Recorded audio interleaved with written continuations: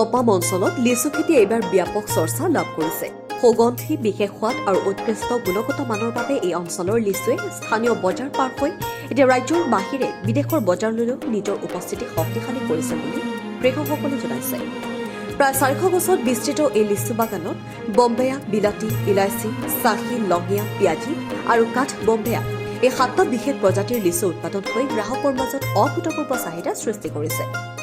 দামৰ ক্ষেত্ৰতো এই লিচুৱে বজাৰত বিশেষ আলোড়ন তুলিছে।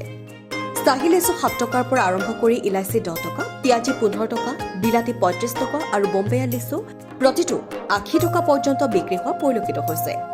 এই দাম আৰু সোৱাদৰ সংমিশ্ৰণে গ্ৰাহকৰ আগ্ৰহ অধিক বৃদ্ধি কৰিছে। স্থানীয় লোকৰ লগতে ৰাজ্যৰ বিভিন্ন প্ৰান্তৰ ব্যৱসায়ীসকলে পাইকাৰী হাৰত এই লিচু ক্ৰয় কৰি লৈ যোৱাৰ উপৰি দূৰ দূৰণিৰ পৰা অহা লোকেও বাগানখনলৈ আহি সতেজ লিচু সংগ্ৰহ কৰিছে। ফলত নপামৰ এই লিচু খেতি এতিয়া কেৱল কৃষি উদ্যোগ নহয়, এক সফল ঔদ্যোগিক সম্ভাৱনাৰ উদাহৰণ হৈ পৰিছে। মই মুখ্যমন্ত্ৰী মহোদয়ক ধন্যবাদ জনাইছো যে মোৰ ভিডিঅ' নিজৰ পেজত শ্বেয়াৰ কৰিছে, তাৰ কাৰণে মই ধন্যবাদ জনাইছো। কিমান আছে গছ? আমাৰ ইয়াত হ'ব আপোনাৰ 500 জোপা গছ আছে আৰু 50 বিঘা জমিন মাটি লগাইছে, মানে 200 হ'ব আৰু এনে কি প্ৰকাৰ আছে লিচু? কি আমাৰ ইয়াত 7 প্ৰকাৰ ভেৰাইটি হ'ব। বম্বাইয়া হ'ব, বিলাইতি হ'ব, ইলাইচি হ'ব, চাহি হ'ব, পিয়াজি হ'ব, লঙিয়া আৰু আপোনাৰ চেণ্টাৰ ৰ'জ এটা আৰু এটা আছে নতুন ভেৰাইটি।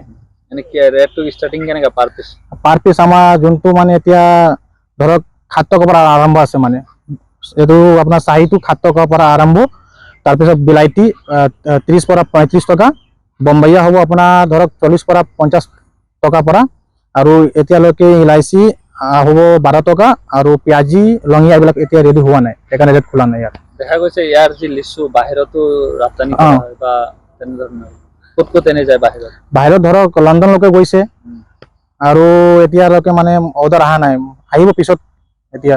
আৰু ধৰক এনেতো আমাৰ দিল্লী, গুৱাহাটী, মুম্বাই এইবিলাকতো গৈয়ে থাকে মানে সদায়। ব্যুৰ' ৰিপৰ্ট, অংকুৰিত।